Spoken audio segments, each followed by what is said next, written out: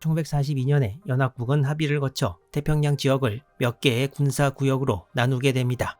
먼저 미국 관할 지역으로 남서태평양 지역과 태평양 지역이 설정되는데, 남서태평양 지역은 인도차이나, 싱가폴, 수마트라를 포함하지 않는 그 동쪽이 경계입니다.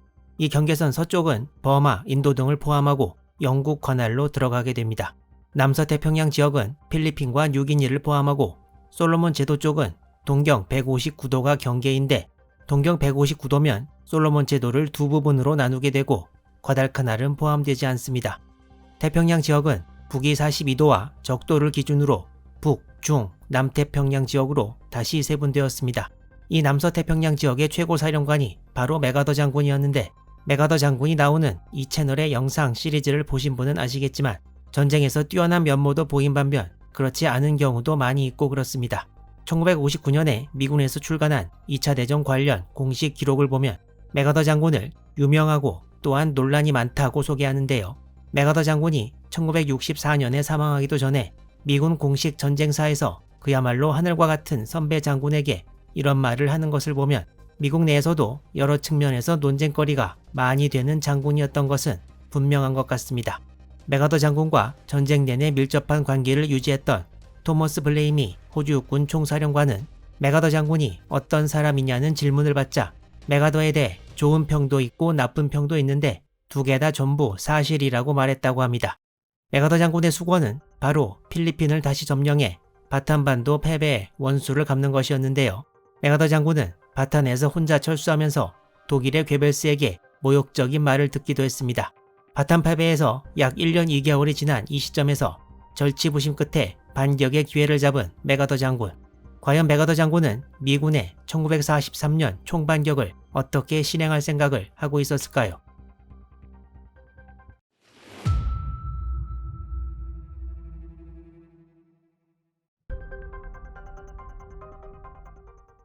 맥아더 장군의 남서태평양 지역 바로 오른쪽에 붙어있는 과달카날을 포함한 지역이 바로 해군의 홀지 제독이 사령관으로 있는 남태평양 지역입니다. 미군은 1942년 6월에 미드웨이에서 승리하자마자 이후에 공격 계획을 수립한 적이 있는데요. 3단계로 이루어진 이 계획에서 태스크 1은 일본 해군이 비행장을 건설하던 과달카날 점령이었고, 태스크 2는 레이, 살라마우와 포함 동부 뉴기니와 솔로몬 제도의 일본군 거점 점령, 그리고 마지막 태스크 3가 일본군 최대 근거지 라바울과 인근 지역 점령이었습니다. 여기서 1단계 태스크 1 과달카날 전투는 지역 경기에 따라 해군 관할로 들어갔고, 이후 육군도 투입되었지만 주로 미 해병대 병력에 의해 전투가 치러졌습니다. 그렇지만 2단계와 3단계는 전부 맥아더 장군의 관할 지역에서 수행되기 때문에 육해군이 참가하는 전체 작전을 맥아더 장군의 지휘하에 둘 예정이었습니다.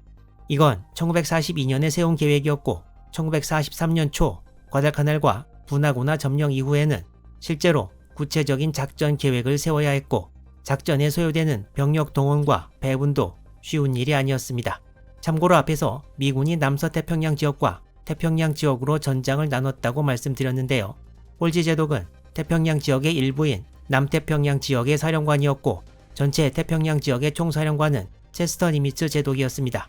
1943년 초에 맥아더, 니미츠, 홀지 전부 별 4개였는데, 홀지는 니미츠와 같은 계급이었지만 니미츠가 상관이었고, 지역 총사령관으로서 맥아더와 같은 급이라고 할 수 있는 사람은 니미츠였습니다.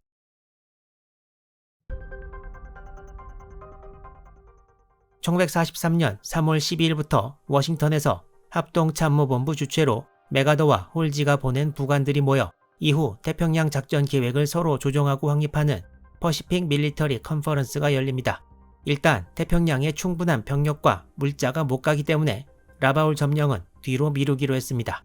그리고 뉴기니 작전은 주로 맥아더 장군, 솔로몬 작전은 홀지 제독의 지휘하에 놓이는데, 이전 계획처럼 전체 작전은 일단 맥아더 장군 지휘하에 놓고 홀지 제독 휘하의 병력은 맥아더 장군의 대략적인 지시를 받는 것으로 합의되었습니다.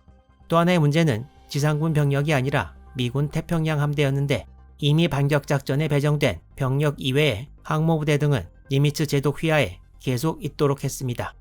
이러한 지휘권에 관한 합의는 예전부터 상반되는 의견을 잘 절충해내는 기술이 있다고 알려진 당시 미 육군 참모총장으로서 합동참모본부의 일원이었던 조지 마셜 장군의 힘입은 바 컸습니다. 미군은 이렇게 중요한 작전을 앞두고 합동참모본부가 각 군 혹은 지역 간 중재 역할을 수행해서 이후 작전이 잘 진행될 수 있도록 불협화음을 봉쇄한 데 반해 일본군에서 비슷한 역할을 수행하게 되어 있는 대본영은 내부의 육군부와 해군부로 나뉘어졌고 사실상 효율적인 조율 작업을 하는 데는 많이 모자랐던 것과 비교된다고 하겠습니다. 미군은 3월에 대략적으로 잡힌 이런 방침 이후 본격적으로 구체적인 작전 계획 수립에 들어갑니다. 1943년 4월 26일 홀지 제독이 자신의 본부가 있는 뉴칼레도니아 누메아를 떠나 남서태평양 지역 본부가 있는 브리즈번으로 날아와서 맥아더 장군과 첫 만남을 가졌습니다. 홀지 제독은 맥아더 장군과 처음 만나고 아주 좋은 인상을 받았다고 후에 이야기했습니다. 두 사람은 일단 뉴기니의 레이, 살라마와 지역을 공격하기 전에 중부 솔로몬 제도 뉴조지아 섬의 일본군 근거지를 공격하기로 결정했습니다. 그리고 솔로몬 제도 전투와 동시에 수행될 공격이 있었는데 바로 솔로몬의 가운데에 키리위나 섬과 우드라크 섬을 점령하는 것이었습니다. 뉴조지아 섬을 점령하고 거기서 비행기를 띄우면 라바울까지 약 715km이지만 솔로몬의 가운데에 키리위나를 점령하고 활주로를 지은 다음에 비행기를 띄우면 라바울까지 약 500km여서 뉴조지아에서보다 조금 더 여유가 생기고 중간에 일본군이 장악하고 있는 부겐비를 거치지 않아도 된다는 장점이 있었습니다. 이 두 섬을 점령하는 미군의 작전은 오퍼레이션 크로니클로 이름 지어졌고 뉴조지아 섬 쪽을 공격하는 작전은 발톱을 뜻하는 오퍼레이션 토네일로 이름 지어집니다. 1943년 4월 남태평양의 전황은 이렇게 레이, 살라마와를 압박하는 호주군의 움직임과 이전에 다른 시리즈로 다룬 야마모토 이소로쿠 연합함대 사령장관이 전사한 해군 갑사건 그리고 미군의 솔로몬 지역 반격 작전 계획 확정으로 대표된다고 하겠습니다.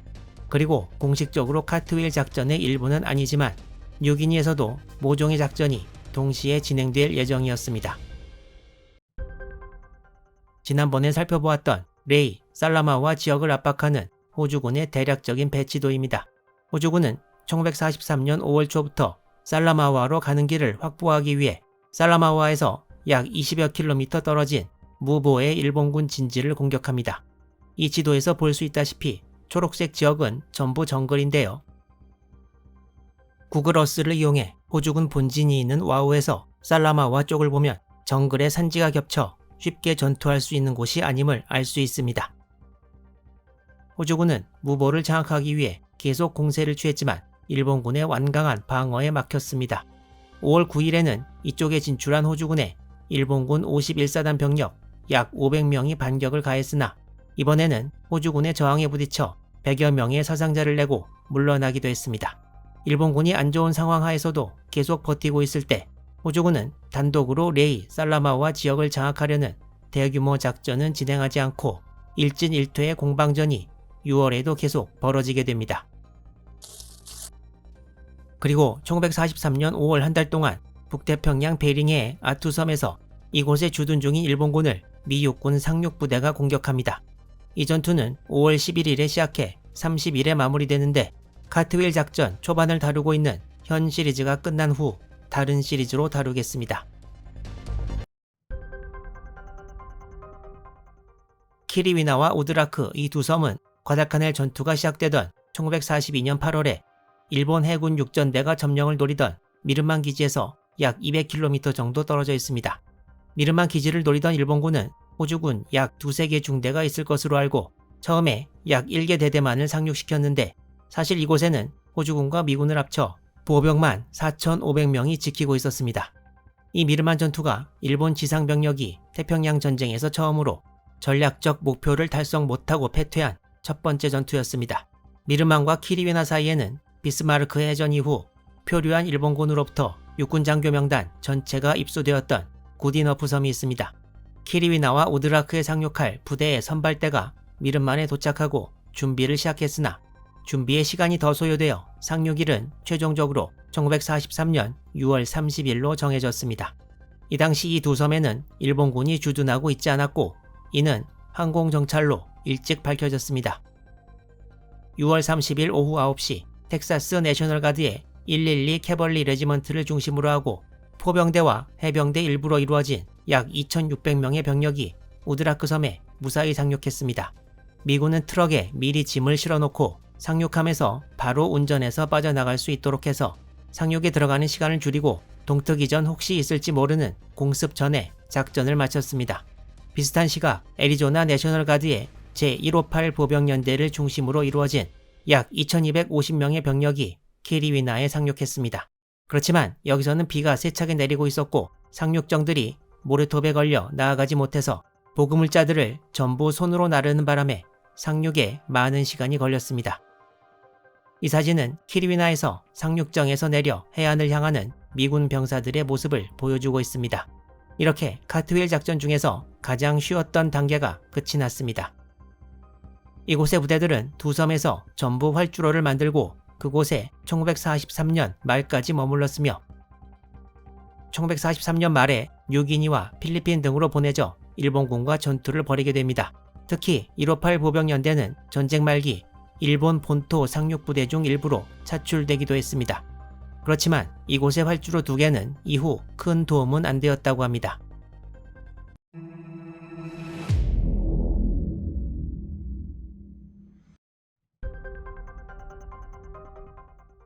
솔로몬의 가운데에서 내셔널 가드 미군들이 비교적 쉽게 섬들을 점령했을 때 같은 날 솔로몬 제도의 뉴 조지아 섬 부근에서도 동시에 미군의 상륙이 진행되었습니다. 뉴 조지아 섬 부근에는 여러 섬들이 있는데 일본군도 이 섬들의 여러 지역에 주둔하고 있었고 미군의 상륙도 여러 군데서 이루어집니다. 그 중에 먼저 살펴볼 곳은 이곳 랜도바 섬입니다. 일본군은 표시된 이곳 문다 지역에 비행장을 건설해 놓고 있었고 미군은 랜도바를 먼저 점령하고 이곳을 발판으로 문다 비행장에 대한 공격에 들어갈 예정이었습니다. 랜도바에 상륙할 미군 병력은 보병 제43사단을 주축으로 이루어진 약 6,000명이었습니다. 키리위나와 우드라크와는 중요성 면에서 매우 큰 차이가 나는 상륙이었는데요. 지금 이 사진은 상륙 당일 랜도바로 향하는 상륙선단의 모습을 보여주고 있습니다. 랜도바 상륙부대는 이 지도처럼 섬의 북쪽에 6월 30일 오전 6시에 상륙했습니다. 이 사진은 당시 새벽에 랜도바에 상륙 중인 미군 병사들을 찍은 것입니다. 이곳의 일본군은 쿠레 제2호 해군 특별육전대와 보병 제229연대 일부로 대략적인 병력은 미국 측에서 약 120에서 290명으로 추측하고 있습니다. 이곳의 일본군은 자다가 깨는 바람에 상륙하는 미군을 바로 맞아 싸울 수 없었고 저격수를 보내서 해안의 미군에 사격을 가하면서 저항했습니다. 지금 이 사진은 비가 세차게 내리는 6월 30일 당일 아침 랜도바 해안에 상륙한 미군 병사들이 최대한 은폐물을 찾아 일본군 저격수의 공격을 피하고 있는 모습입니다. 하지만 중과부적이었던 일본군은 결국 섬 깊숙한 곳으로 도망가고 미군이 섬을 점차 장악하게 됩니다. 하지만 일본군도 중요한 랜도바 섬을 그냥 놔둘 수는 없었고 곧 반격을 취하게 되는데요. 과다카날 이후에 정말 오랜만에 이루어진 미군의 상륙작전은 과연 무사히 진행될지 다음 영상에서 뉴 조지아 상륙작전 계속 이어나가도록 하겠습니다.